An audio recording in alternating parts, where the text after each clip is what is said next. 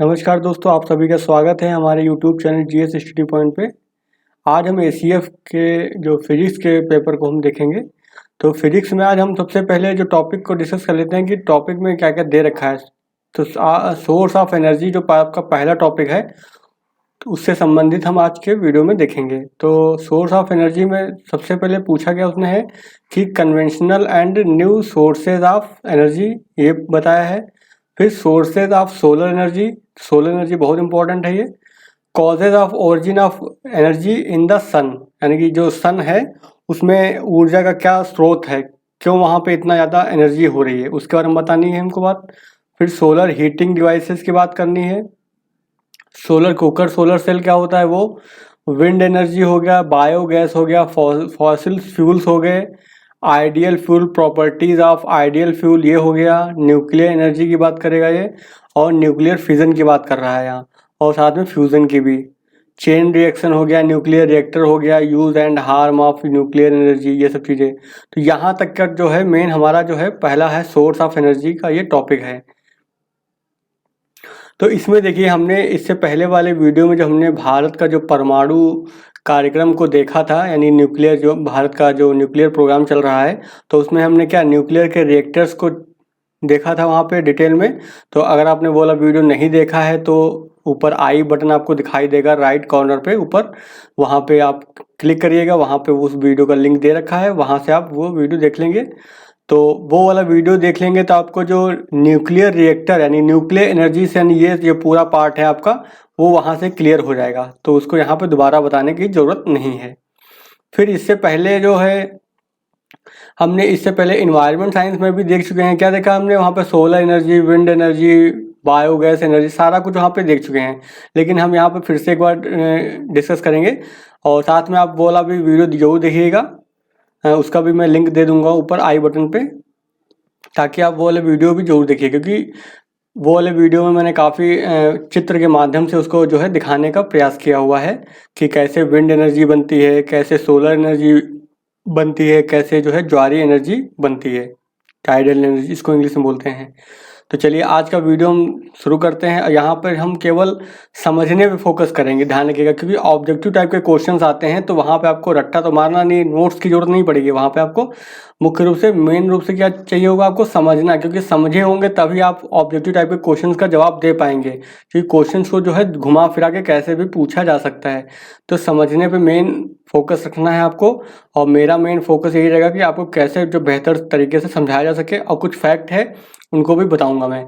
और साथ ही में जो जो लोग पेड ग्रुप से जुड़े हुए हैं उनको जो है पीडीएफ के माध्यम से जो है एमसीक्यू जो है इनको प्रोवाइड कर जाएंगे। एमसीक्यू जो परीक्षा के दृष्टि से बहुत इंपॉर्टेंट होंगे, और आप उनको तैयार कर लीजिएगा। तो जिन लोगों को भी जो है पेड ग्रुप ज्वाइन करना है वो हमें इस नंबर पे कॉल कर सकते हैं। नंबर है 8860558530। ये नंबर है, इस पर व्हाट्सअप कर सकते हैं, कॉल कर सकते हैं, और पेड ग्रुप से संबंधित अधिक जानकारी प्राप्त कर सकते हैं एसीएफ के संबंध में। तो चलिए आज का वीडियो शुरू करते हैं। यहाँ पे देखिए दे रखा है ऊर्जा के स्रोत, और यहाँ पे लिखा हुआ है सोर्स ऑफ एनर्जी। तो हिंदी इंग्लिश से मत घबराइएगा, दोनों ही भाषा में बता रहा हूँ मैं। यहाँ पे देखिए, अब हम इसको जो सोर्स ऑफ एनर्जी है उसको हम मुख्य रूप से दो भागों में डिवाइड कर सकते हैं। पहला क्या रूप है हमारा? पहला हम डिवाइड कर सकते हैं कन्वेंशनल एनर्जी।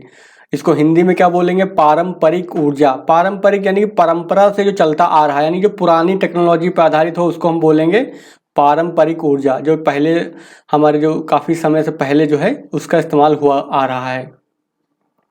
जैसे अगर हम बात करते हैं जो औद्योगिक क्रांति जब हुई थी 1850 के आसपास, तो उस समय के आसपास का जो समय था। फिर दूसरा क्या आपका है? गैर परंपरागत ऊर्जा। इसको क्या बोलते हैं इंग्लिश में? Non conventional energy. दूसरा स्रोत हम, यानी कि ऊर्जा के स्रोतों को हम दो भागों में डिवाइड कर सकते हैं। पहला हो गया कन्वेंशनल एनर्जी, जो पहले से चलता आ रहा है। फिर दूसरा है नॉन कन्वेंशनल एनर्जी, जो हाल फिलहाल के जो आधुनिक समाज में जिसका जो है विकास हुआ है। तो हमने ये तकनीकी के आधार पर ये डिवाइड कर दिया हमने। अब देखिए जो परंपरागत ऊर्जा है, तो परंपरागत ऊर्जा में हम, पहला ऊर्जा का स्रोत क्या होगा? जीवाश्म ईंधन हो गया। तो जीवाश्म ईंधन क्या होता है? इसको इंग्लिश में क्या बोलते हैं? Fossil fuel. तो फॉसिल फ्यूल होते क्या हैं? जैसे जो किसी के जीव के अंश से बने हों। तो जीवों में जान होती है, वो कौन होते हैं? एक तो पादप हो गया यानी प्लांट हो गए, दूसरा जीव कौन सा होता है? जो जंतु समुदाय हो गया यानी कि एनिमल। तो प्लांट और एनिमल के जो मरे हुए अवशेष हैं, जो बचा हुआ होता है, उनके लंबे समय के दबाव और अन्य प्रक्रियाएं जो होती हैं प्राकृतिक, उनके द्वारा जो है क्या है, इस जीवाश्म ईंधन का निर्माण होता है। जैसे आपने देखा होगा पेट्रोलियम प्रोडक्ट्स जो होते हैं, तो पेट्रोल डीजल ये सब क्या है? जीवाश्म के अवशेष से बने हुए ईंधन है। फिर दूसरा एक प्रमुख ईंधन है आपका, क्या है? कोयला है, कोयला। तो ये दो प्रमुख ईंधन जो हो किससे बने हुए हैं? जीवाश्म ईंधन से। इसी प्रकार जो गैस होती है, जैसे मीथेन गैस वगैरह हो गई, वो भी जो है जीवाश्म ईंधन ही है, जो प्राकृतिक गैस जिसको बोल सकते हैं आप हैं। तो जीवाश्म ईंधन हमने देख लिया क्या है, पता हो गया आपको। जो जीवों के अंश से बना हुआ ईंधन होता है वो जीवाश्म ईंधन कहलाता है, जैसे पेट्रोल, कोयला और प्राकृतिक गैस। अब देखें, अगर पूछा जाए आपसे कभी भी प्रकृति में जो है सबसे अधिक किस ऊर्जा स्रोत का इस्तेमाल किया जा रहा है वर्तमान में, यानी कि किस किस ईंधन से जो है सबसे ज़्यादा मात्रा में ऊर्जा प्राप्त की जा रही है वर्तमान में, तो क्या है आपका? कोयला। याद कर लीजिए, रट्टा मार लीजिए, क्वेश्चन आया हुआ है एसीएफ के 2016 या 17 में, किसी में आया हुआ था ये। तो आगे भी आ सकता है कि ये पूछा जाएगा कि विश्व में सबसे अधिक ईंधन कौन सा इस्तेमाल किया जाता है, किससे ऊर्जा प्राप्त होती है? तो कोयले से ही प्राप्त होती है। चाहे वो भारत ले लो, भारत में भी जो सबसे ज़्यादा जो ऊर्जा का स्रोत है वो कोयले से ही प्राप्त होती है। इसके लिए क्या है, थर्मल पावर प्लांट भारत में बहुत सारे चल रहे हैं जो कोयला आधारित हैं। तो आपका एक यहाँ से फैक्ट आपको मिल गया है कि कोयले से जो है सबसे ज़्यादा ईंधन के रूप में प्रयोग उसका होता है, या फिर सबसे ज़्यादा ऊर्जा प्राप्त होती है। फिर अब आप आगे देखेंगे, अगला आपका क्या है? तापीय विद्युत संयंत्र। अब तापीय विद्युत संयंत्र होते क्या हैं? तो पहले देखिए, तापीय विद्युत संयंत्र क्या होता है। देखो, विद्युत उत्पादन करने के लिए हमको एक चीज़ चाहिए होती है। आप सभी लोग जो हैं साइंस के स्टूडेंट हैं, आपको पता हो भी होगा, टरबाइन के बारे में आपने सुना भी होगा। तो टरबाइन होती है, तो टरबाइन का मेन काम क्या होता है? वो विद्युत को प्रोड्यूस करती है और वो जाकर के फिर हमारे घरों में आती है इलेक्ट्रिसिटी। ये हो गया हमारा टरबाइन। लेकिन टरबाइन को घुमाना एक बहुत बड़ा कठिन कार्य होता है। टरबाइन जब घूमेगा तब लाइट प्रोड्यूस होगी। इलेक्ट्रिसिटी जनरेट कब होगी? जब टरबाइन ये रोटेट करेगा। अब टरबाइन को घुमाने के लिए हमको चाहिए क्या? पावर चाहिए, ऊर्जा चाहिए। अब इसके लिए क्या करेंगे हम? टरबाइन को घुमाने के लिए जो हम भाप का इस्तेमाल करते हैं, यानी स्टीम का। अब स्टीम बनानी हमको है, तो हमारा मेन उद्देश्य क्या हो गया? स्टीम बनाना। अब स्टीम कैसे बनेगी? स्टीम तो पानी को गर्म करके बनाएंगे। अब पानी को गर्म कैसे करेंगे? तो पानी को गर्म करने के लिए हम इस्तेमाल करेंगे कि किसी ईंधन का। तो यहाँ पे हम तापीय विद्युत संयंत्र में क्या करते हैं? हम किस ईंधन का इस्तेमाल करते हैं? यहाँ पे हम इस्तेमाल करते हैं कोयले का, मुख्य रूप से। तो तापीय जो विद्युत संयंत्र है वहाँ पे जो है कोयले का हम जलाते हैं। कोयले को जलते हैं तो उससे पानी गर्म होता है, पानी भाप में बनता है। भाप जो है इस टरबाइन को घुमाएगा, ये टरबाइन घूमेगी तो लाइट बनेगी और हमारे घर जो है वो लाइट पहुंच जाएगी फिर। तो ये हो गया आपके तापीय विद्युत संयंत्र। इसका मैंने पूरा प्रोसेस बता दिया। अब इसकी समस्या क्या होती है? तापीय विद्युत संयंत्र जो है, ठीक है, समस्या पहली बात क्या है? कोयला जो जलाते हैं तो उससे कार्बन डाइऑक्साइड, कार्बन मोनोऑक्साइड और प्लस नाइट्रोजन के ऑक्साइड जो है बहुत ज़्यादा मात्रा में उत्सर्जित होते हैं। साथ में सल्फर के जो ऑक्साइड्स होते हैं, तो ये क्या करता है? वायु को प्रदूषित कर रहा है। तो इसके यानी कमियां हम देख रहे हैं। तो पहला क्या करता है? ये वायु प्रदूषण कर रहा है। दूसरा क्या है? कार्बन डाइऑक्साइड कैसी है? आपकी ग्रीन हाउस गैस है। तो ग्रीन हाउस गैस जो हमने पढ़ा था एनवायरनमेंट साइंस में, हमने पढ़ा था ग्रीन हाउस गैसों के बारे में। तो ग्रीन हाउस गैस है तो CO2 भी तो ग्रीन हाउस गैस है। तो इससे क्या होगा? पृथ्वी के तापमान में तेजी से वृद्धि होगी, यानी कि ग्लोबल वार्मिंग करेगा। तो दूसरी कमी क्या है? ये ग्लोबल वार्मिंग करेगा। तो पहले ही हो गया वायु प्रदूषण कर रहा है, दूसरा जो है ग्लोबल वार्मिंग भी कर रहा है साथ में ये। और फिर क्या है? कोयला का क्या है? निश्चित भंडार है। तो ये क्या है? एक समाप्त होने वाला ईंधन है। जीवाश्म ईंधन क्या है? एक समाप्त होने वाला ईंधन है, क्योंकि एक लंबे समय में बनते हैं ये। और अगर हम इनका इस्तेमाल बहुत जल्दी कर लेंगे तो क्या हो जाएगा? ये ईंधन क्या हो जाएंगे? समाप्त हो जाएंगे। जैसे आपने देखा होगा पेट्रोल आने वाले 50 सालों में बता अनुमान है कि ख़त्म हो जाएगा। ऐसे ही जो है कोयले में भी अनुमान है कि आने वाले वर्षों में ये समाप्त हो जाएगा। तो ऐसे में क्या है, इनके ये कैसे ईंधन है, ये समाप्त होने वाले ईंधन यानी कि सस्टेनेबल ईंधन नहीं है, यानी कि इनका इस्तेमाल लंबे समय तक नहीं कर सकते हैं हम। तो तापीय विद्युत संयंत्र को हमने यहाँ पे देख लिया है, मेन समस्या वहाँ की हमने देख ली है कि इससे समस्या क्या होती है, और इसको मैंने वहाँ पे डिटेल में समझाया भी था एनवायरमेंट साइंस में। फिर आगे देखिए जल विद्युत संयंत्र। तो जल विद्युत संयंत्र जो है किसमें लगता आता है, ये पारंपरिक ऊर्जा, क्योंकि पानी से विद्युत बनाने की जो टेक्नोलॉजी है बहुत पहले से ही भारत या फिर विश्व में चली आ रही है। तो भारत में हालांकि तो काफ़ी लेट आया था, लेकिन विश्व के जो कुछ विकसित देश हैं जो अभी, वो पहले से ही इसका इस्तेमाल करते हुए आ रहे हैं। तो जल विद्युत संयंत्र, फिर वही है, जल विद्युत संयंत्र में होता क्या है, इसमें जो पानी की जो स्थितिज ऊर्जा होती है, तो ध्यान रखिएगा यहाँ पे कौन सी है, स्थितिज ऊर्जा, यानी कि पोटेंशियल एनर्जी होती है जो स्थितिज ऊर्जा। तो कौन सी है ये एनर्जी, पोटेंशियल एनर्जी। इसका इस्तेमाल हम किस में कन्वर्ट करते हैं, इसको हम करते हैं विद्युत ऊर्जा में, इसको बदलते हैं, इस पोटेंशियल एनर्जी को हम किस में कन्वर्ट करते हैं, विद्युत ऊर्जा में। तो कभी भी क्वेश्चन पूछा जाएगा कि जल विद्युत संयंत्र में जो है ऊर्जा किस रूप में परिवर्तित होती है, तो पोटेंशियल एनर्जी से जो है ये इलेक्ट्रिक एनर्जी में जो है कन्वर्ट होती है। तो ये आपको पता होना चाहिए। अब देखिए जल विद्युत संयंत्र कैसे बनते हैं, इससे पहले वाले वीडियो में जो हमने देखा था इन्वायरमेंट साइंस में, तो वहाँ पे आपको दिखाया भी था बाकायदा। तो यहाँ पे आपको फिर से एक बार दिखा देता हूँ कि कैसे बनती है। देखिए जल विद्युत में होता क्या है, एक डैम बना देते हैं जहाँ पे पानी को रोका जाता है बहुत सारा, और फिर क्या करते हैं, उसको बहुत ऊंचाई से गिराते हैं हम, पानी को नीचे फ्री फॉल कराते हैं। इसको बोलते हैं कौन सा, गुरुत्व डैम, गुरुत्व बांध, या फिर ग्रेविटी डैम भी बोलते हैं इसको, है गुरुत्व बांध, जो इस डैम बनाते हैं जिस टाइप के। क्यों, क्योंकि गुरुत्वाकर्षण का यहाँ पे इस्तेमाल किया था, बल का इस्तेमाल करते हैं। यहाँ पे ऊंचाई है और नीचे पानी क्यों गिरेगा, क्योंकि गुरुत्वाकर्षण बल के कारण पानी नीचे गिरेगा। अब होता क्या है, ऊपर से पानी जब नीचे गिरेगा तो यहाँ पे हम नीचे क्या लगा देंगे, टरबाइन लगा देंगे।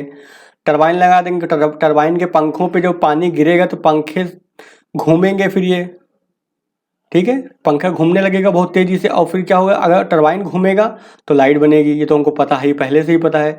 तो मेन उद्देश्य क्या हमारा होता है कि टरबाइन को किसी तरह से घुमाना है हमको बस।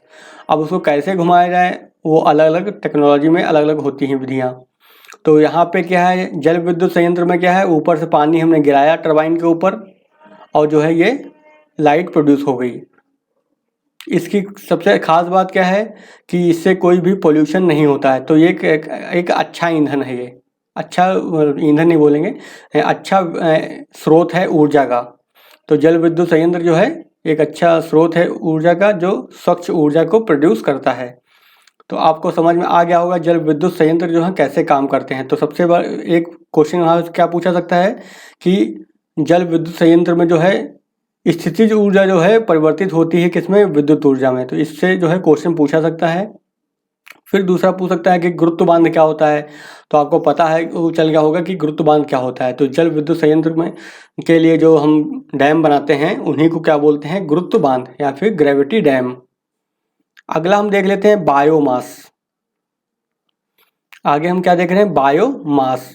अब बायोमास क्या होता है, कोई भी जो जीवित चीज होती है, जैसे प्लांट हो गए, पादप, तो प्लांट जो हो गए क्या होते हैं, जब मर जाते हैं, वो डेड हो जाते हैं, तो उसके बाद क्या बचता है, उसका अवशेष हिस्सा बचता है। जैसे गन्ना ले लो आप, मान लो, तो गन्ने का क्या करते हैं, गन्ने से हम चीनी को अलग कर लेते हैं। फिर चीनी को अलग करने के बाद जो बचता है, उसका जो रेस्ट पार्ट बचता है, वो क्या बचेगा, उसी को बोलते हैं बायोमास। समझिए आप।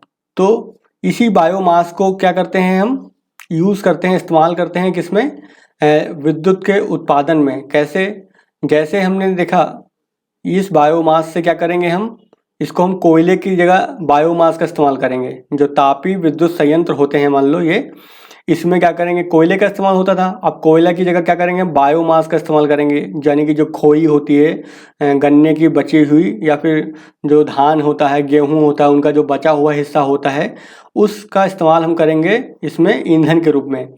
तो इसी ईंधन से क्या हमको अब मिलेगी, ऊर्जा मिलेगी। तो इसी को बोलते हैं बायोमास ऊर्जा, यानी बायोमास एनर्जी। फिर अगला क्या है आपका, पवन ऊर्जा भी है, पवन ऊर्जा। अच्छा, बायोमास में एक और भी है। बायोमास में देखिए, जो गोबर से, गोबर गैस वाला जो प्लांट होता है, वो भी बायोमास के अंतर्गत ही आता है। इसमें क्या होता है, जो जंतु होते हैं, यानी गाय हो गए, भैंस हो गई, इनके गोबर का इस्तेमाल करके जो है हम क्या करते हैं, उससे गैस बनाते हैं, कौन सी, मीथेन गैस बनाते हैं, और उसका इस्तेमाल क्या करते हैं हम, फिर खाना बनाने में भी करते हैं। तो वो भी जो है बायोमास का ही एक उदाहरण है। तो बायोमास का मतलब समझ गए होंगे, जो बचा हुआ पार्ट होता है जीवित वस्तुओं का, उनका जो बचा हुआ पार्ट होता है, अवशेष होता है, उसी से जो ऊर्जा अगर बनती है तो उसको क्या बोलते हैं हम, बायोमास। चाहे इसमें लकड़ी को भी शामिल कर सकते हैं हम, क्योंकि बायोमास में वो भी आ जाएगा। देखिए लकड़ी क्या है, उसका हम पेड़ पौधों के लगा करके क्या हम उसको हम प्रोड्यूस कर सकते हैं। तो ये भी एक अच्छा ईंधन हो सकता है, लेकिन बैलेंस बनाना पड़ेगा, जितना हम प्रोडक्शन कर रहे हैं उतना ही कंज्यूम करें। अगर हम प्रोडक्शन कम कर रहे हैं, कंज्यूम ज़्यादा करेंगे तो क्या हो जाएगा, कमी आ जाएगी, फिर क्या होगा, जंगल हमारे ख़त्म हो जाएंगे, जो वर्तमान समय में हो रहा है इस टाइम पर। तो ये हो गया। फिर अगला जो हम डिस्कस करने वाले हैं पवन ऊर्जा को। तो पवन ऊर्जा भी, तो उस वाले वीडियो हमने देखा भी था, इन्वायरमेंट साइंस के वीडियो में। तो पवन ऊर्जा में होता क्या है, पवन ऊर्जा कैसे काम करती है, देखिए ये लगा है आपका टरबाइन, ये हो गया पवन, इसके सोलर क्या बोलते हैं, विंड टावर लगा दिया हमने, और वहाँ पर क्या होता है, यहाँ पे टरबाइन लगा, ये टरबाइन हो गया आपका, ठीक है। अब टरबाइन के पंखे हो गए, ये ब्लेड हो गए, ये हो गए टरबाइन के ब्लेड। अब ये टरबाइन के जो ब्लेड होते हैं ये घूमेंगे कैसे, ये जो हवा चलती है वो इन पंखों को क्या करेगी, घुमाने का प्रयास करेगी। तो ये इससे जो क्या होगा, ये टरबाइन घूमेगा फिर, और टरबाइन घूमेगा तो क्या बनेगा, लाइट प्रोड्यूस होगी। तो मेन हमको क्या करना है, टरबाइन घुमाना है। अब कैसे भी घुमाना है, हवा से घुमाएंगे तो किसको क्या बोलेंगे, विंड एनर्जी बोलेंगे। तो ये हो गया आपका पवन ऊर्जा। अब देखिए पवन ऊर्जा की कुछ लिमिटेशंस हैं, पवन ऊर्जा की कुछ कमियां हैं, सीमाएं हैं। पहली सीमा क्या है, पवन ऊर्जा जो है यानी कि जो वहीं पे प्रोड्यूस हो सकती है जहाँ पे हवाएं तेज चलती हों, यानी कि हवा कितनी स्पीड हो, कम से कम 15 किलोमीटर प्रति घंटे की स्पीड से जो है तेज हवाएं चलनी चाहिए। तो इतनी तो स्पीड होनी चाहिए इसकी। और इसीलिए जो इस तरह के जो प्लांट लगाए जाते हैं वो कहाँ लगाए जाते हैं, ये प्लांट लगाए जाते हैं आपको तटीय क्षेत्रों में। क्योंकि जो तटीय क्षेत्र है, चाहे गुजरात का क्षेत्र ले लो, चाहे आपका यहाँ पे केरल ले लो, महाराष्ट्र, यहाँ भी तटीय क्षेत्र है, तमिलनाडु ले लो आप इधर। तो तटीय क्षेत्रों में होता क्या है, वहाँ पे हवाएं जो होती हैं तेज चलती हैं, क्योंकि तापांतर होता है, जो ज़मीन होती ज़्यादा गर्म होती है और ये ठंडी रहती है, ओशन देर से गर्म होते हैं, महासागर। अब ऐसे में क्या होगा, हवाएं चलेंगी हाई प्रेशर से लो प्रेशर, तो हवाएं ऐसे चलना स्टार्ट कर देंगी। रात में क्या होगा, रात में ये ठंडा हो जाएगा और ये गर्म रहेगा, तो हवाएं उल्टा चलना स्टार्ट हो जाएंगी ऐसे। तो कहने का मतलब क्या है, जो तटीय क्षेत्र होता है वहाँ पे जो हवाएं जो हैं कंटिन्यूसली चलती ही रहती हैं। तो इसलिए क्या होता है, जो पवन ऊर्जा जहाँ होती है उनका विकास कहाँ पे होता है, मुख्य रूप से उन क्षेत्रों में जहाँ हवाएं तेज चलती हैं। ऐसे ही जो है राजस्थान के भी कुछ एरिया में भी जो है हवाएं तेज चलती हैं, इसलिए वहाँ पर भी जो है विंड पावर प्लांट लगाए गए हैं। फिर दूसरी एक कमी क्या होती है, दूसरी कमी क्या है, ये बहुत बड़ा एरिया लेते हैं, यानी कि इनको लगाने के लिए जो है बहुत जगह चाहिए होती है। तो जगह भी चाहिए होती है, वो जगह की तो बहुत बड़ी समस्या रहती है, क्योंकि वहाँ खेती उती फिर नहीं हो पाएगी। और तो ये भी एक दूसरी समस्या है। तो ये हो गई लिमिटेशंस, लेकिन अच्छी ऊर्जा है क्योंकि इससे कोई पोल्यूशन नहीं होता है, इसलिए ये ऊर्जा अच्छी ऊर्जा मानी जाती है। चलिए अब आगे देख लेते हैं गैर परंपरागत। अभी तो जो हमने देखा है ये क्या है, देखा है परंपरागत, देखिए यानी कि कन्वेंशनल एनर्जी के स्रोत देखे हमने जीवाश्म ईंधन क्या होता है वो समझ लिया, तापीय विद्युत संयंत्र कैसे काम करता है वो समझ लिया, जल विद्युत संयंत्र समझ लिया, बायोमास समझ लिया और पवन ऊर्जा समझ लिया। अब इसका आपसे कोई अगर क्वेश्चन पूछा जाता है तो आप उसको करने में सक्षम हो जाएंगे, अब इससे बाहर क्वेश्चन नहीं आएंगे। फिर गैर परंपरागत ऊर्जा यानी कि नॉन कन्वेंशनल एनर्जी में, तो पहला इसमें सबसे इंपॉर्टेंट है सौर ऊर्जा, वेरी वेरी मोस्ट इम्पॉर्टेंट है। तो सौर ऊर्जा को पहले हम डिटेल में समझते हैं। देखिए सौर ऊर्जा जो होती है इसको हम जो है दो तरह से उत्पन्न कर सकते हैं। सौर ऊर्जा जो होती है उसको हम दो तरह से इसका इस्तेमाल कर सकते हैं। देखिए सौर ऊर्जा होती दो प्रकार की हो सकती है। पहली क्या होती है, solar thermal energy, solar thermal या फिर तापीय बोलते हैं, तापीय ऊर्जा। और दूसरी क्या हो जाएगी, दूसरी हो जाएगी सोलर फोटोवोल्टिक, फोटोवोल्टिक ऊर्जा। अब दो तरह की ऊर्जा हैं, तो ज़्यादातर लोग जो हैं ये सोलर फोटोवोल्टिक तो पढ़ा ही होगा हर जगह, फिजिक्स में भी इसको पढ़ते हैं हम, अन्य चैप्टर में भी। तो सोलर फोटोवोल्टिक तो आपने देखा भी होगा, और इससे पहले वाले वीडियो में जो हमने बताया था एनवायरनमेंट साइंस वाले में, तो वहाँ पे बाकायदा चित्र से हमने दिखाया था कि ये सोलर पैनल हो गया, इसमें सोलर सेल लगे होते हैं बहुत छोटे छोटे। और फिर क्या होता है, जब धूप पड़ती है इस सोलर पैनल पे क्या धूप पड़ेगी तो क्या होगी, इसमें ऊर्जा जो है प्रभावित होने लगेगी, यानी कि एनर्जी प्रोड्यूस होना स्टार्ट, सीधे इलेक्ट्रिक जो है एनर्जी प्रोड्यूस होने लगती है इसमें। तो ये तो पता ही होगा, लेकिन सोलर थर्मल ऊर्जा जो होती है उसके बारे में काफ़ी कम लोगों को पता होगा। तो सोलर थर्मल एनर्जी क्या होता है, देखिए सोलर थर्मल एनर्जी जनरेट करने के लिए हम करते क्या हैं, देखिए यहाँ पर जो हम यूज़ करेंगे ऐसे,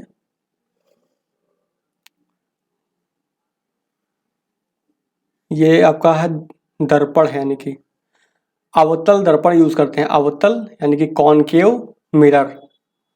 तो अवतल दर्पण हम यहाँ पे लगाते हैं, और यहाँ पे क्या है, एक पाइप लगा देते हैं इसके सीधे में एकदम ऐसे जोड़ दिया हमने। इसके इस पाइप में क्या भरा हुआ है, पानी भरा हुआ है। इस पाइप में क्या है, पानी है, वाटर है। तो वाटर के लिए हम दूसरा कलर यूज़ कर लेते हैं। तो ये हो गया आपका पानी, इसके अंदर हो गया ये। अब देखिए होता क्या है, जो सन है आपका, तो सन के लिए हम दूसरा कलर यूज़ कर लेते हैं। चलिए यहाँ पे सन है आपका, ये सन से जो है रेज आएंगी इस पे, सन से क्या आ रही हैं, तरंगे आ रही हैं, किरणें आ रही हैं, मतलब सन रेज आ रही हैं। अब इससे होता क्या, जो यहाँ पे जो मिरर है, ये मिरर का जो फोकस पॉइंट है वो क्या है, ये है। सारा जो प्रकाश है वो लाइट जो है रिफ्लेक्ट होकर के कहाँ जाएगी, इस पाइप के ऊपर गिरेगी।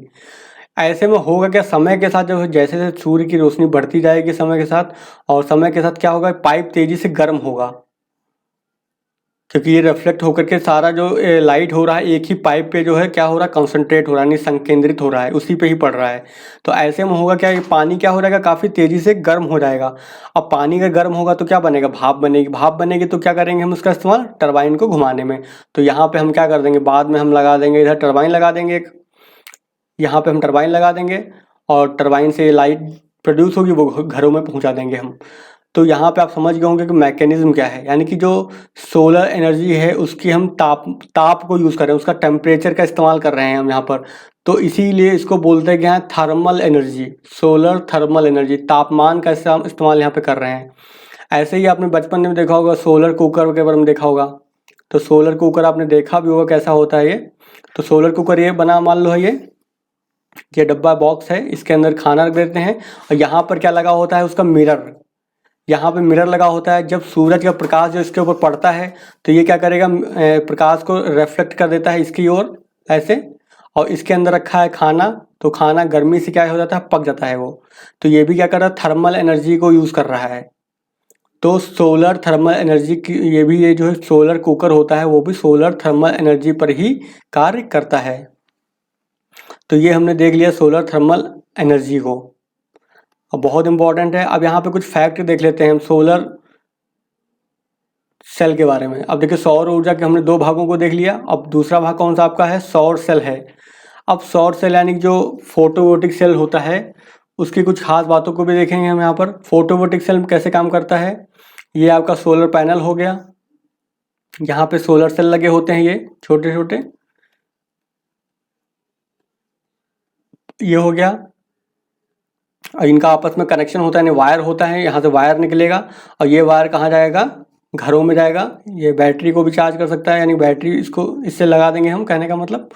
फिर अब यहाँ पे देखिए सूरज आएगा, सूरज उगेगा तो दिन के समय क्या करेगा, इस पर क्या डालेगा, लाइट डालेगा, प्रकाश पहुँचाएगा इसको। इससे क्या होगा, यहाँ पर क्या है, फिर ये सोलर सेल जो होते हैं ये एक्टिव हो जाते हैं, और फिर उससे क्या बनता है, करंट जनरेट होता है। फिर करंट जो है घरों की ओर आप उसको यूज़ कर सकते हैं विद्युत ऊर्जा के रूप में। तो बहुत ही आसान टेक्नोलॉजी होती है और बहुत ही अच्छी टेक्नोलॉजी है, लेकिन वर्तमान समय में इतना उपयोगी क्यों नहीं है, क्योंकि उसकी समस्या सबसे बड़ी क्या है, ये महंगी बहुत है, बहुत ही कॉस्टली है, बहुत ही महंगी है अभी ये। तो इसलिए लोग जो गरीब तबके के वर्ग हैं वो इसका इस्तेमाल अभी नहीं कर पा रहे हैं। हालांकि गवर्नमेंट जो है इसके लिए सब्सिडी वगैरह प्रोवाइड करा रही है, लेकिन उस स्तर तक अभी ये ज़्यादा फिजिबल नहीं हो पाया है, लोग इसका इस्तेमाल इतना अधिक नहीं कर पा रहे हैं। अब यहाँ पे कुछ फैक्ट पॉइंट है, देख लीजिए। देखिए एक जो सोलर सेल होता है, जो एक सोलर सेल, ये जो आपका गोला दिख रहा है आपको, ये गोला ये कितना लाइट प्रोड्यूस करता है, इसमें क्या होता है 0.5 से लेकर के 1 वोल्ट, तो 0.5 से लेकर के 1 वोल्ट तक जो है ये वोल्टेज को जनरेट करता है। और साथ में जो है और 0.7 वाट, यानी कि इससे लाइट कितनी बन रही है 0.7 वाट, इतना जो है लाइट प्रोड्यूस होती है। इसीलिए क्या हो करता है, ये बड़े बड़े पैनल बनाए जाते हैं। क्यों? क्योंकि ये लाइट, इतनी लाइट तो बहुत कम है ना, हमको तो ज़्यादा चाहिए होती है, ज़्यादा वाट चाहिए होता है। तो 0.7 वाट को ऐसे क्या करते हैं, बहुत सारे लगा लेते हैं। इससे क्या होता है, बड़े बड़े सोलर पैनल बनते हैं, और जिससे जो टोटल आउटपुट निकलेगा उसको जोड़ करके वो ज़्यादा निकलेगा, जितना हमको चाहिए होता है। जैसे 1 किलोवाट चाहिए होता है, 2 किलोवाट चाहिए होता है, 3 किलोवाट चाहिए होता है। तो जितना हमको चाहिए होगा हम उतने बड़े पैनल लगाएंगे वहाँ पर। फिर एक क्वेश्चन यहाँ पे बहुत इंपॉर्टेंट हर बार पूछा था, यानी 2016 में भी आया है, 17 में भी आया है। वो पूछता है एफ कितना होता है, यानी कि एक अच्छा जो सिलिकॉन होता है, वो क्या बोलते हैं, सॉरी, सोलर सेल होता है, जो एक अच्छा सोलर सेल होता है उसका एफ यानी कि फिल फैक्टर कितना होना चाहिए, वो पूछता है क्वेश्चन। तो एक ये फैक्ट है, आप याद कर लो, रट्टा मान लो, एक जो अच्छा सोलर सेल होता है उसका जो फिल फैक्टर होता है वो कितना होता है, 0.8 होता है, सबसे अच्छे का, ये ध्यान रखिएगा। तो यहीं पर यहाँ पर लिख दिया है मैंने कि जो फिल फैक्टर होता है वो कितना होता है सोलर सेल का, अच्छा सोलर सेल जो होता है 0.8। अगर इस स्तर का जो सोलर सेल है तो इसका मतलब वो सोलर पैनल ज़्यादा लाइट को प्रोड्यूस करेगा, ज़्यादा अच्छी उसकी एफिशिएंसी होगी उसकी। फिर देखिए अगला फैक्ट क्या है, जो सोलर सेल पूछता है कि बना किससे होता है, तो सोलर सेल जो बना होता है वो सिलिकॉन से बना होता है, ध्यान रखिएगा। बहुत बार क्वेश्चन पूछा गया है, ये सोलर सेल किससे बने होते हैं, तो सिलिकॉन से बने होते हैं। हालांकि जो सिलिकॉन है वो बहुत ज़्यादा मात्रा में अवेलेबल है, तो ऐसे में तो ये होना चाहिए, सिलिकॉन इतना ज़्यादा मात्रा में अवेलेबल है पृथ्वी पे तो सस्ता होना चाहिए। लेकिन जो सोलर सेल में सिलिकॉन यूज़ होता है, यानी कि उसका प्रयोग होता है, वो बहुत ही रेयर मिलता है, वो कम मात्रा मिलता है। इसलिए जो है इसका कॉस्ट बहुत ही महंगा है अभी तक। हालांकि जो वर्तमान समय में जो है टेक्नोलॉजी का तेज़ी से विकास हो रहा है, तो हो सकता है कि भविष्य में ये सस्ता हो जाए कुछ समय के बाद, जैसे जैसे टेक्नोलॉजी का विकास होता रहेगा। फिर देख लेते हैं जो सोलर सेल होते हैं, दूसरा महंगा होने का रीज़न क्या है, जो सोलर सेल आपस में जोड़े होते हैं, इनको जोड़ा जाता है, आपस में कनेक्ट किया जाता है सोलर सेल को। इनको जोड़ने में जो है इस्तेमाल किया जाता है, किसका इस्तेमाल किया जाता है, चांदी का। तो यानी सिल्वर का इस्तेमाल है, चांदी तो महंगी है ना, सिल्वर का अगर इस्तेमाल कर रहे हैं आप कोई चीज़ में इसको प्रोडक्शन में, तो वो चीज़ तो महंगी बनेगी ना, क्योंकि सिल्वर तो महंगा आता है आपका चांदी। तो चांदी महंगी होती है, इसलिए भी यह है क्या है, सोलर पैनल महंगे हो जाते हैं। अब जो आपको पता है कि विद्युत का सबसे अच्छा चालक कौन होता है, क्वेश्चन कभी पूछा जाए अगर आपसे, तो विद्युत का सबसे अच्छा चालक कौन है, तो आपको पता है चांदी होती है। इसीलिए हम चांदी का इस्तेमाल यहाँ पे करते हैं सोलर पैनल को जोड़ने में। यहाँ पे कॉपर या फिर अन्य तारों का इस्तेमाल नहीं किया जाता है। क्यों? क्योंकि उनकी एफिशिएंसी इतनी अच्छी नहीं होती, वो इतने अच्छे चालक नहीं होते हैं, यानी कि कंडक्टर अच्छे नहीं होते हैं। जो चांदी होती है वो सबसे अच्छा कंडक्टर होती है, इसलिए जो है चांदी का इस्तेमाल इसमें किया जाता है। तो यहाँ पे हमने कुछ महत्वपूर्ण बिंदुओं को देख लिया है जो सोलर सेल में यूज होते हैं, और इससे बाहर क्वेश्चन आपसे नहीं पूछा जाएगा, इतने में ही क्वेश्चन आ जाएंगे। चलिए आगे देख लेते हैं। अगली ऊर्जा जो आपकी कौन सी, ज्वारीय ऊर्जा, इसको इंग्लिश में बोलते हैं टाइडल एनर्जी। तो टाइड तो आपने पढ़ा ही होगा बचपन में, ज्योग्राफी में, टाइड एनर्जी, टाइड उसी से बनती है जो ऊर्जा, उसको बोलते हैं टाइडल एनर्जी। अब टाइड होते क्या है आपको पता ही होगा। टाइड क्या होता है, जब समुद्र जल जो होता है, चंद्रमा के गुरुत्वाकर्षण के प्रभाव में समुद्र का जो तल है, जल का तल है, वो ऊंचा हो जाता है। क्यों ऐसा होता है? क्योंकि देखिए ये पृथ्वी हो गई, ये उसका ऊपर मान लो सरफेस पे जो है समुद्र हो गया मान लो, ठीक है, ऐसे मान लिया हमने। यहाँ पे जब क्या होता है, मून होता है, तो मून के प्रभाव में होता क्या, यहाँ का जो पानी होता है ये आकर्षित होता है इसके गुरुत्वाकर्षण के प्रभाव में। तो ऐसे में क्या हो जाता है, पानी जो है उठ करके ऐसे हो जाएगा, तो पानी का तल क्या होगा, उठ गया ना। अब इस चीज़ को हम यहाँ पे लागू करते हैं भारत में, अगर मान लो देखते हैं अगर ऐसे, ये देखिए, अगर मान लो कोई चीज़ यहाँ पर, ये स्थान है कोई, यहाँ पर क्या होगा, जब सूर्य की, चंद्रमा के ग्रेविटी के प्रभाव में यहाँ का जल का तल है जो ज़्यादा आ जाएगा अंदर, यानी कि पहले पानी यहाँ तक था, अब पानी कहाँ तक आ जाएगा, वो यहाँ तक आ जाएगा। क्योंकि पानी का तल क्या हो गया, ऊंचा हो गया है गुरुत्वाकर्षण के प्रभाव में। तो ऐसे पानी कहाँ तक भर जाएगा, अंदर तक भर जाएगा। तो इसको अगर ऐसे देखते हैं हम, ये ऐसे मान लो बना हुआ कुछ छोटा सा एरिया, तो पानी पहले सामान्य दिनों में क्या होगा, सामान्य टाइम में यहाँ तक पानी का लेवल होगा मान लो। जब हाई टाइड होगा, हाई टाइड के समय पानी कहाँ चला जाता है, यहाँ तक आ जाता है। तो हम ऐसे में करेंगे क्या, हम ऐसे में यहाँ पर गेट लगा देंगे। गेट हमने क्या लगा दिया, गेट लगा दिया। तो जो पानी अंदर आ गया अब ये, तो दूसरा गेट यहाँ पे लगा देंगे, हम एक और गेट लगा देंगे। अब क्या करेंगे, यहाँ पे हम टरबाइन लगा देंगे। अब टरबाइन लगा दिए, टरबाइन को हमको घुमाना है और टरबाइन घूम गई तो लाइट बन गई। मेन काम क्या है, टरबाइन घुमाना। तो अब हम क्या करेंगे, जब हाई टाइड होगा पानी अंदर आ जाएगा, गेट खोल देंगे, पानी अंदर आ जाएगा, पानी यहाँ पे भर गया, ये पूरा क्या हो गया, पानी से भर गया पूरा लबालब। अब जब लो टाइड आएगा तो ये पानी कहाँ जाएगा, पीछे क्यों खिसक जाएगा। लेकिन यहाँ पे गेट से बंद कर दिया हमने, क्या कर दिया, गेट को क्लोज कर दिया। अब गेट को क्लोज कर दिया तो ये पानी क्या यहाँ पे भरा रहेगा, ये पानी यहाँ पे ही रह जाएगा। बाकी पानी तो पीछे चला गया, तो ये जगह खाली होगी ना। अब क्या करेंगे, हम यहाँ पे गेट खोलेंगे। अब गेट खोलेंगे तो पानी क्या होगा, फोर्स से तेज़ी से पानी बाहर की ओर निकलेगा। और जब फोर्स से पानी बाहर निकलेगा तो यहाँ पे टरबाइन है, हम टरबाइन के ब्लेड्स को घुमाएगा वो। और जब टरबाइन के ब्लेड्स घूमेंगे तो क्या बनेगी, लाइट प्रोड्यूस होगी। तो बन गई लाइट। इसी से बनती है जो ऊर्जा, उसको बोलते हैं ज्वारीय ऊर्जा। तो बहुत ही आसान टॉपिक है, समझ में आ गया होगा। अगली जो ऊर्जा आपकी है वो तरंग ऊर्जा है। आप सोच रहे होंगे तरंग क्या होती है। देखिए, जब कोई समुद्र होता है तो आपने देखा होगा समुद्र का पानी हमेशा क्या होता है, ऐसे ऐसे ऐसे ऊपर नीचे होता रहता है, लहर। समुद्र का पानी कभी भी क्या होता है, शांत नहीं होता है, लहरनुमा ऐसे ऐसे चलता रहता है। उसके बहुत सारे कारण होते हैं। अब इस जो लहर का है इसका इस्तेमाल करना होता है, तो इसीलिए हम क्या करते हैं, तरंग ऊर्जा उससे बना सकते हैं। कैसे, क्योंकि अभी ये लहर ऊपर गई है तो अगले समय में क्या होगी, वो नीचे चली जाएगी ना कुछ समय के बाद, यानी तब ये ऐसे हो जाएगा तो ये हो जाएगा। ये देखिए, तो एक समय क्या होगा, एक समय लहर ऊपर जाएगी, ऊपर गई, एक समय अगर लहर नीचे हो गई, ऊपर गई, नीचे हो गई। तो अगर हम कोई सामान यहाँ पे कोई ऐसी मशीन लगा दें, जो यहाँ पे मान लो कोई मशीन लगा दी हमने, ऐसे यहाँ पे रख दी हमने इसके कांटेक्ट में, तो यहाँ पे हमने क्या कर दिया, इसको टरबाइन से अटैच कर दिया। तो जब ये ऊपर गया तो ये ऊपर उठ गया ऐसे, फिर जब ये नीचे जाएगा, ये लहर नीचे जाएगी तो नीचे आएगी, यानी कि तो ऑसिलेशन होना स्टार्ट हो जाएगा ना, ऑसिलेशन करेगा यहीं पर क्या करेगा, ऊपर नीचे ऐसे ऐसे होना स्टार्ट कर देगा ये, जो यहाँ पे हम लगाएंगे मशीन ये। तो बस इसी ऊर्जा का इस्तेमाल करके क्या कर देंगे, हम टरबाइन को घुमाएंगे और इसी से क्या बना देंगे, तरंग ऊर्जा। और अगर आपको इसको ज़्यादा देखना है तो आप नेट पर सर्च करिएगा, तरंग ऊर्जा का लिख दीजिएगा, या फिर क्या बोलते हैं इसको हम, समुद्री तरंग ऊर्जा लिख दीजिए, ओशियन तरंग को वहाँ पे लिख देंगे और ऊर्जा लिख देंगे। यानी कि हम क्या लिख सकते हैं इसको, याद नहीं आ रहा मुझे,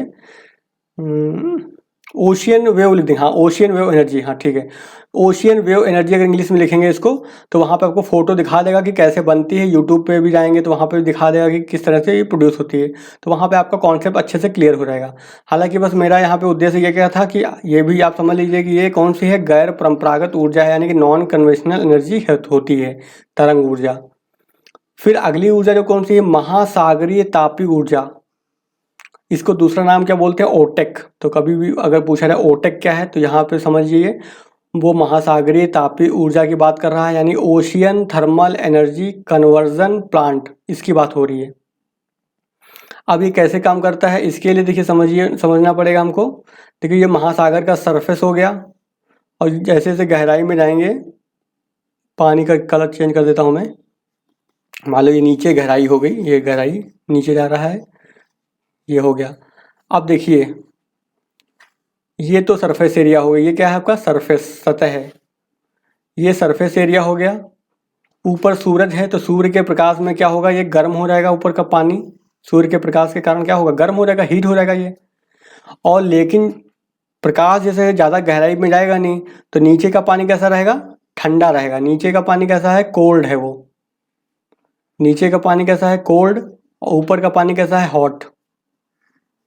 अब हम इसी टेम्परेचर के जो डिफरेंस है, इसी का इस्तेमाल करके जो हम लाइट को प्रोड्यूस करने का काम करेंगे। कैसे, वहाँ पे एक हम यहाँ पे एक साइकिल चलाते हैं, यहाँ पे साइकिल बनाएंगे, और उसमें ये मतलब पाइप बिछा करके हमने साइकिल बना दिए, और उसमें यहाँ पे पंप लगा दिए हमने। अब क्या करेंगे, इसमें क्या अमोनिया गैस का यूज़ करते हैं, अमोनिया।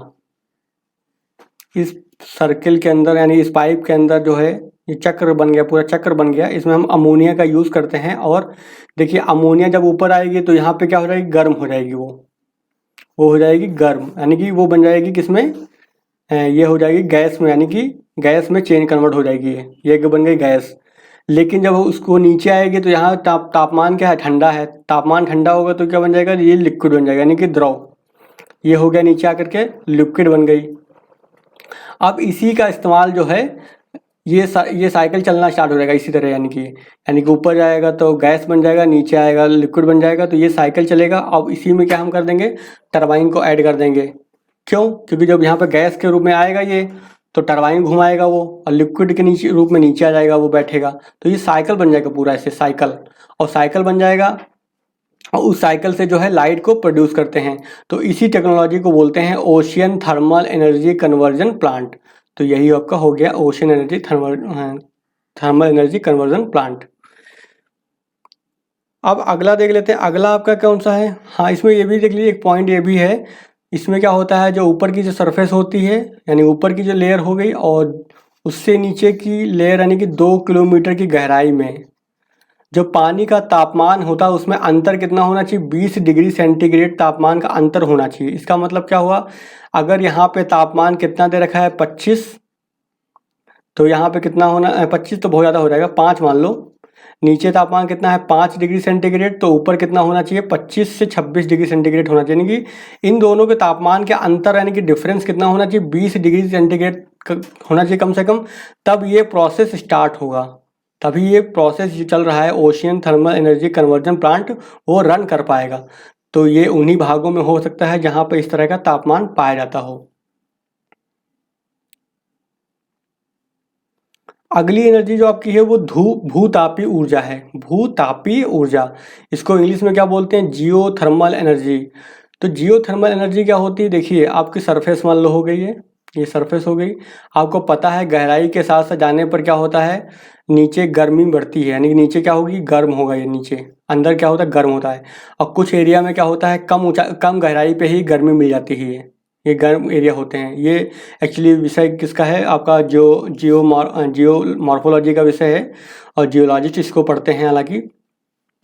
तो कुछ स्थान ऐसे पाए जाते हैं जहाँ पर क्या होता है, कुछ गहराई पे ही ज़्यादा ऊर्जा होती है, यानी ज़्यादा गर्मी होती है वहाँ पर है। तो ऐसे में होता क्या है, यहाँ से हम करते क्या है, एक ड्रिल करते हैं, छेद करते हैं ऊपर से, और इसमें क्या करते हैं, पानी गिराते हैं। ठीक है, अब पानी गिराएंगे, यहाँ पे नीचे क्या है, एनर्जी है, उसके प्रभाव में आकर के पानी किस में बन जाएगा, गैस बन जाएगी। फिर गैस बन जाएगी तो ऊपर निकलेगा तो उस गैस का इस्तेमाल हम किस में कर लेंगे, टरबाइन के पंखे को घुमाने में। तो इसी को क्या बोलते हैं, भूतापीय ऊर्जा। तो भारत में कुछ स्थान हैं जैसे हिमाचल प्रदेश हो गया, कश्मीर हो गया, इस तरह के जो पहाड़ी क्षेत्र हैं वहाँ पर जो है इस तरह की ऊर्जा की संभावनाएं हैं। और भारत में जो फूगा घाटी जो है वहाँ पे जो है जियो थर्मल प्लांट लगाया भी गया है। तो वहाँ पे भी जो है इस तरह से ऊर्जा बनाई जा सकती है। ऐसे ही जो है बंगाल में जो है गंगा सागर जहाँ पर है वहाँ पर जो है इस तरह की भूतापीय ऊर्जा की संभावनाएं हैं। वहाँ पर भी जो है कुछ गहराई पर अधिक गर्म जल के पानी के स्रोत मिलते हैं और उनका पानी का इस्तेमाल गर्म करके उनको, यानी कि उनका जो भाप है उसका इस्तेमाल करके हम टरबाइन को घुमा सकते हैं। तो ये हो गई जियो थर्मल एनर्जी। अगला क्या है आपका, नाभिकीय ऊर्जा। नाभिकीय ऊर्जा ये तो हमने अच्छे से डिटेल में पढ़ ही लिया था उस वाले वीडियो में जब हम भारत के परमाणु कार्यक्रम को देख रहे थे। नाभिकीय ऊर्जा, तो नाभिकीय ऊर्जा दो तरह से हो सकती है। एक तो क्या हो सकती है आपकी, एक ऊर्जा होती है नाभिकीय संलयन की। अब ये सब तो पढ़ा ही होगा आपने केमिस्ट्री वगैरह में। तो नाभिकीय संलयन क्या होता है, नाभिकीय संलयन क्या होता है, जब छोटे दो हल्के नाभिक को जोड़ करके आपस में मिला करके एक भारी नाभिक बनाना, इस प्रोसेस को क्या बोलते हैं, नाभिकीय संलयन। जिसमें क्या होगा, सामान्यतः हाइड्रोजन अथवा हाइड्रोजन के जो समस्थानिक हैं जैसे ड्यूटेरियम वगैरह हो गया, उनका हीलियम उत्पन्न करता है। यानी कि उससे क्या है, हीलियम में हम उसको कन्वर्ट करते हैं। एग्जाम्पल दे रखा है यहाँ पे, ये हाइड्रोजन के ले लिया समस्थानिक और उसके बना क्या दिया उसने, हीलियम प्लस ऊर्जा निकलती है, बहुत बड़ी मात्रा में ऊर्जा निकलती है। अब देखिए सूर्य की बात कर लेते हैं पहले यहाँ पर। तो सूरज जो है वहाँ पे लगातार जो है ऐसा क्या हो रहा है कि जो उतना ज़्यादा उसके पास ऊर्जा है, यानी कि इतनी ज़्यादा ऊर्जा है जो पृथ्वी को पहुँच रही है या फिर अन्य ग्रह जो हैं सोलर सिस्टम के उसमें पहुँच रही है। तो क्या है इसमें रीज़न, जो सूर्य है वहाँ पे जो हाइड्रोजन है, तो वो हाइड्रोजन जो है नाभिकीय संलयन यानी कि जो ये नाभिकीय संलयन की जो प्रोसेस है उसमें जो कन्वर्ट होकर के किस में बदल रहा है, वो हीलियम में वो कन्वर्ट हो रहा है और क्या बन रहा है, प्लस बहुत सारी मात्रा में ऊर्जा बन रही है। तो कभी भी आपसे अगर पूछा जाए कि सूरज की ऊर्जा का स्रोत क्या है, तो क्या है, हाइड्रोजन के संलयन से जो ऊर्जा बन रही है, और इस क्रिया को क्या बोलते हैं, नाभिकीय संलयन। तो बहुत ही आसान है ये। फिर दूसरा क्या है, दूसरी जो न्यूक्लियर एनर्जी है वो कैसे बन सकती है, नाभिकीय विखंडन से, यानी कि हम तोड़ देते हैं। इसमें करते क्या है, एक बड़ा नाभिक जो होता है जैसे यूरेनियम 235 यहाँ पे दे रखा है, तो यूरेनियम 235 पे हम क्या करते हैं, न्यूट्रॉन की बमबारी करा करके उसको हम छोटे छोटे 2 भागों में तोड़ सकते हैं, Ba और Kr में, और इससे क्या होती है, बहुत ज़्यादा मात्रा में ऊर्जा निकलती है। तो ये हो गया नाभिकीय विखंडन। तो हमने यहाँ पे ये देख लिया जो न्यूक्लियर एनर्जी है वो 2 तरह से हो सकती है, या तो नाभिकीय संलयन कराया जाए या फिर नाभिकीय विखंडन कराया जाए। तो जो सूरज पे जो कार्य हो रहा है, रिएक्शन चल रही है, जो वो कौन सी चल रही है रिएक्शन, वो नाभिकीय संलयन की चल रही है। और नाभिकीय विखंडन की बात करते हैं, इसका इस्तेमाल कहाँ पे होता है, तो परमाणु बम हो गया, वहाँ पे इसका इस्तेमाल हो गया। फिर न्यूक्लियर रिएक्टर हो गए, जो तो रिएक्टर में जो ऊर्जा बनती है वो नाभिकीय विखंडन से ही बन रही है। तो इसको हमने वहाँ पर डिटेल में देखा भी था कि कैसे बनती है ये रिएक्टर में ऊर्जा। फिर नाभिकीय संलयन में देखिए, अगर देखा जाए कि मानव ने जो है नाभिकीय संलयन क्या कराया है कभी, तो हाँ कराया है उसने। उसने क्या बनाया है, हाइड्रोजन बम बनाए हैं उसने, हाइड्रोजन बम बनाया है उसने, किसने, मानव ने। लेकिन अभी जो है नाभिकीय संलयन के आधार पर जो है हमने कोई भी रिएक्टर नहीं बनाया है। तो बम तो बना लिया हमने, लेकिन रिएक्टर बनाने में लगे हुए हैं अभी हम, लेकिन हम अभी बना नहीं पाए हैं, क्योंकि उसकी बड़ी समस्या क्या है उसमें। एक देखिए, नाभिकीय संलयन कराने क्रिया को कराने, यानी ये रिएक्शन कराने के लिए हमको बहुत ज़्यादा ऊर्जा देनी पड़ती है। तो अब इतनी ज़्यादा ऊर्जा देने के लिए जो है, देने के लिए हमारे पास कोई स्रोत नहीं है जिससे हम इतनी ऊर्जा दे सकें। इतनी ऊर्जा हम तभी दे सकते हैं जब हम क्या, इस पर परमाणु बम फेंक दें इस पर। तो जो नाभिकीय विखंडन से जो है हम इतनी एनर्जी प्रोड्यूस करेंगे तब वो नाभिकीय संलयन कर पाएगा, यानी कि ये रिएक्शन एक्टिव हो पाएगी। तो लेकिन परमाणु हाइड्रोजन बम कैसे बना दिया, फिर हमने हाइड्रोजन बम बनाने के लिए क्या किया, हमने ये किया, पहले हमने क्या किया, वहाँ पे नाभिकीय विखंडन करा दिया, उससे एनर्जी प्रोड्यूस हुई। उस एनर्जी में हमने हाइड्रोजन को जो है जोड़ करके हाइड्रोजन बम बना दिया, यानी कि हाइड्रोजन को जो है, हाइड्रोजन के जो नाभिक होते हैं उनको क्या कर दिया, आपस में जोड़ दिया। यानी कि नाभिकीय संलयन की क्रिया कराने के लिए हमने नाभिकीय विखंडन एनर्जी का इस्तेमाल किया। इससे क्या बन गया, आपका हाइड्रोजन बम बन गया, जो कि बहुत ही ज़्यादा शक्तिशाली होता है। यानी कि जो नाभिकीय विखंडन से हज़ारों गुना जो है शक्तिशाली होता है हाइड्रोजन बम। तो ये चीज़ हमने देख ली। तो अब हमने देख लिया कि कैसे जो है न्यूक्लियर एनर्जी काम करती है। 2 तरह से काम करती है, पहली नाभिकीय संलयन हो गया, उसका पूरा मैकेनिज्म पता चल गया कि कैसे वो बनती है एनर्जी। फिर दूसरा हमने देख लिया नाभिकीय विखंडन का देख लिया, उससे हमने देख लिया कि कैसे एनर्जी बनती है। फिर अब यहाँ पे पूछा जाता है कि नाभिकीय जो विखंडन से यानी कि जो न्यूक्लियर एनर्जी है, न्यूक्लियर एनर्जी में नाभिकीय विखंडन जो ये एनर्जी होती है ये अच्छी क्यों नहीं मानी जाती, इसको क्लीन एनर्जी क्यों नहीं मानते हैं हम। तो इसको हम क्लीन एनर्जी इसलिए नहीं मानते हैं क्योंकि जब कोई रिएक्टर, मान लो रिएक्टर से हम एनर्जी प्रोड्यूस कर रहे हैं, अगर मान लो रिएक्टर से जो रेडिएशन लीक कर गया किसी तरह से, अगर मान लो कोई भूकंप आ गया, फिर कोई अन्य आपदा आ गई, किसी आतंकवादी ने इस पर हमला कर दिया, तो इससे क्या होगा, ये टूट जाएगा रिएक्टर टूट गया अगर, तो इससे क्या होगा, फैल जाएगा, रेडिएशन फैल जाएगा, जो कि मानव के लिए सबसे ज़्यादा खतरनाक होता है। क्यों, क्योंकि वो मानव के डीएनए में म्यूटेशन कर देता है, फिर उसको वो बहुत सारी बीमारियाँ हो जाती हैं, स्किन कैंसर हो जाता है, अन्य बीमारियाँ हो जाती हैं, और वहाँ के जो लोग होते हैं वो कुपोषित पैदा होते हैं फिर। तो सबसे बड़ी समस्या क्या है, जो नाभिकीय ऊर्जा होती है यानी कि न्यूक्लियर एनर्जी है, जिसमें जो रिएक्टर से जो बनने वाली जो एनर्जी है, कहने का मतलब, उसकी सबसे बड़ी समस्या क्या है, उसके जो रिसाव यानी कि नाभिकीय रिसाव होने का, यानी कि न्यूक्लियर रेडिएशन के अगर फैल जाने की समस्या होती है। फिर दूसरी क्या है, जो इसमें ईंधन यूज़ करते हैं हम रेडियो एक्टिव पदार्थों का, फिर जो बचा हुआ ईंधन होता है उसको निस्तारण करने की समस्या है, यानी कि उसको फेंके कहाँ, फिर उसको जहाँ पे रखेंगे उसको वहाँ पे रेडिएशन फैला देता है। तो ऐसे में एक समस्या ये भी होता है कि जो कचरा होता है, नाभिकीय कचरा इसको बोलते हैं, तो जो न्यूक्लियर वेस्ट होता है उसको जो है निपटान की समस्या, यानी कि उसको मैनेज करने की भी समस्या रहती है। तो ये 2 मुख्य समस्याएं हैं एक, और साथ में जो नाभिकीय विखंडन में जो पदार्थ होता है यूरेनियम 235, ये बहुत कम मात्रा में मिलता है प्रकृति में, तो ये बहुत ही महंगा ईंधन भी है। ये भी एक है कि कॉस्ट बहुत ज़्यादा है इसकी। तो ईंधन कैसा है, महंगा ईंधन है ये, इसलिए जो है ये दिक्कत करता है। फिर अगर देखते हैं नाभिकीय संलयन पे जो काम चल रहा है कि हम किसी तरह से नाभिकीय संलयन पर आधारित हम रिएक्टर बना लें, तो उसके फ़ायदे क्या होंगे? तो उसके फ़ायदे ये होंगे कि इससे रेडिएशन नहीं निकलेगा, इससे रेडिएशन नहीं होगा। तो ये सबसे बड़ा फ़ायदा रहेगा कि इससे जो है रेडिएशन नहीं निकलेगा, तो ये एक अच्छा ईंधन माना जाएगा। लेकिन अभी क्या है, वर्तमान समय में जो है ये विकास के दौर में है, अभी इसका विकास नहीं हो पाया है। सबसे बड़ी समस्या क्या है कि इस रिएक्शन को कंटिन्यू बनाए रखने के लिए हमको इतनी एनर्जी चाहिए, और उस अवस्था में जो है रिएक्टर फट ना जाए, उसको भी समस्या है। तो इसको बांधे रखना एक बहुत मुश्किल का काम है, और जिसमें जो है कार्य कर रहे हैं हमने एक ऐसा बर्तन यानी पॉट ऐसा डेवलप भी कर लिया है जिसके अंदर ये रिएक्शन कराई जाएगी। लेकिन अभी ये विकास के यानी कि रिसर्च के चरण में चल रही है। तो यहाँ पे हमने क्या देख लिया, हमने आज के जो टॉपिक में देख लिया, पूरा जो है एनर्जी को डिस्कस कर लिया। अगर हम अब यहाँ पे आपसे क्वेश्चन ये पूछते हैं कि ये बताइए कि कौन सी एनर्जी जो है नवीकरणीय एनर्जी ऊर्जा है, यानी कि रिन्यूएबल एनर्जी है, रिन्यूएबल, और दूसरी कौन सी होती, नॉन रिन्यूएबल। अब दो प्रकार की एनर्जी हो गई, यानी कि नवीकरणीय और अनवीकरणीय। ऐसी नवीकरणीय वो ऊर्जा होती है जो दोबारा प्रोड्यूस की जा सकते हैं। समझ गए होंगे, रिन्यूएबल क्या हो गया, जो दोबारा प्रोड्यूस किया सके। और नॉन रिन्यूएबल कौन सी होती है, जो दोबारा प्रोड्यूस नहीं हो सकती, जैसे जीवाश्म ईंधन, वो ख़त्म हो जाएंगे तो दोबारा आप प्रोड्यूस नहीं कर सकते हैं।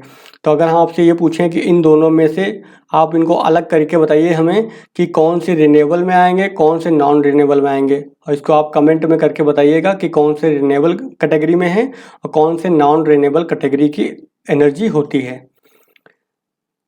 तो ये रहा आपका आज का प्रश्न, इसको कमेंट में बताइएगा, कमेंट करके। अब हम फिर से एक बार देख लेते हैं अपने सिलेबस को। तो सिलेबस में हम देख लेते हैं हमने किन किन चीज़ों को कवर कर लिया है आज। सिलेबस में हमने क्या देखा, सोर्स ऑफ एनर्जी हमारा टॉपिक था। तो सोर्स ऑफ एनर्जी में हमने देख लिया conventional and new source of energy. तो हमने यहाँ पे देख लिया नए नए कौन से तरीके आ गए हैं और कन्वेंशनल कौन से तरीके थे। फिर देखा था सोर्सेज ऑफ सोलर एनर्जी। तो सोर्स हमने बता दिया कि सोलर एनर्जी का इकलौता स्रोत कौन है, सूरज ही तो है। तो ये भी हमने देख लिया। Cause of origin of energy in the sun, हमने भी देख लिया कि सूरज में जो है वो जो ऊर्जा का कारण क्या है। तो जो नाभिकीय संलयन की जो रिएक्शन हो रही है वो सूरज पे हो रही है। उसमें क्या होता है, हाइड्रोजन जो है कन्वर्ट हो रहा है किसमें, हीलियम में। तो हमने वहाँ पे देख लिया। फिर देख लिया सोलर हीटिंग डिवाइसेस। तो हमने देख लिया हमने सोलर थर्मल एनर्जी देखा था, हमने जैसे देखा था सोलर कुकर देखा था, उसमें होता है। अभी सोलर थर्मल जो प्लांट बनते हैं वो। तो ये कौन सी हैं, सोलर हीटिंग डिवाइसेस हैं सारी ये। फिर देखा हमने सोलर कुकर सेल को देख लिया, ये तो बता ही दिया था मैंने आपको। फिर विंड एनर्जी देख लिया, बायोगैस देख लिया। बायोगैस में आपको बता ही दिया था मैंने क्या होता है। बायोगैस में क्या होता है, जो भेड़ बकरी या फिर गाय भैंस इन सब का जो क्या बोलते हैं, गोबर होता है, गोबर का इस्तेमाल करके क्या करते हैं हम उसको कन्वर्ट करते हैं, उसमें से मीथेन गैस बाहर निकाल देते हैं और बाकी जो गैसेस होती हैं वो बाहर छोड़ देते हैं। तो बायोगैस हो गई। फिर फॉसिल फ्यूल हमने देख ही लिया, पेट्रोल और कोयला को देख लिया यहाँ पर हमने। फिर ideal fuel, properties of ideal fuel. तो इसमें कुछ नहीं है, ऐसा कुछ टॉपिक ऐसा नहीं है। एक अच्छा ईंधन कौन सा होगा, जाहिर सी बात जो स्वच्छ हो ईंधन, जिसका कैलोरी मान अधिक हो, यानी कि कम जलाएं और ज़्यादा ऊर्जा दे, तो यही एक अच्छा ईंधन होता है। फिर एक अच्छा ईंधन होने के लिए क्या होना चाहिए, उसके स्रोत ऐसे होने चाहिए जो लगातार चलते रहें, यानी कि रिन्यूएबल होना चाहिए। कैसा एनर्जी स्रोत होना चाहिए, नवीकरणीय होना चाहिए, यानी कि वो कभी ख़त्म ना हो, तो ये होना चाहिए। तो ये तो कॉमन चीज़ थी। फिर न्यूक्लियर एनर्जी को हमने देख ही लिया, न्यूक्लियर फिजन देखा उसमें हमने और न्यूक्लियर फ्यूज़न देखा हमने। फिर चेन रिएक्शन उसी के अंतर्गत आ गया। न्यूक्लियर रिएक्टर यूज़, तो न्यूक्लियर रिएक्टर का यूज़ क्या होता है, ज़ाहिर सी बात है विद्युत ऊर्जा को उत्पादन करने में होता है। फिर एंड हार्म, उसकी कमियाँ क्या हैं? तो कमियों में हमने देखा क्या उसका, कि न्यूक्लियर रिएक्टर से जो निकलने वाला जो रेडिएशन होता है वो सबसे बड़ी समस्या है।